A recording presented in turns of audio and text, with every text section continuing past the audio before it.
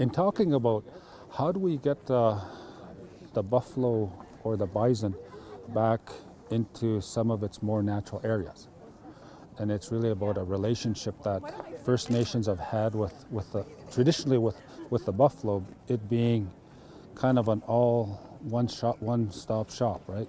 Yeah. You have your food, clothing, shelter, tools, and your ceremonial purposes as well. So it's taking that concept and signing a modern-day treaty amongst First Nations.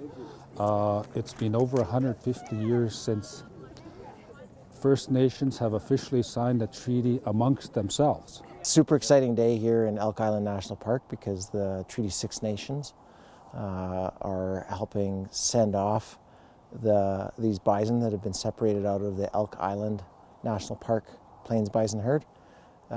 And the Treaty 7 First Nations, who their traditional territory covers Banff National Park, are here to welcome and take over the sort of spiritual oversight of the bison that are destined for Banff National Park. And you know, as the head of this project in a sort of a nuts and bolts fashion for Parks Canada, the fact that there's that spiritual acknowledgement, and I feel there will be a resultant settling of the animals.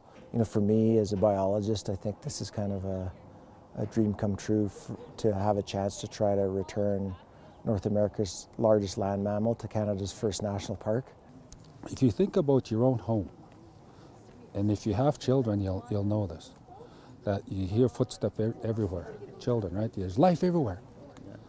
Mother Earth is the same way. Mother Earth hasn't heard those buffalo footsteps in a lot of areas, like Banff National Park, for a long time. So it's about restoring a balance that has been disrupted, to say, for a long time. So when you start reintroducing things where they should have been, then the economy, the ecology, everything gets better. Then there's a balance again in nature.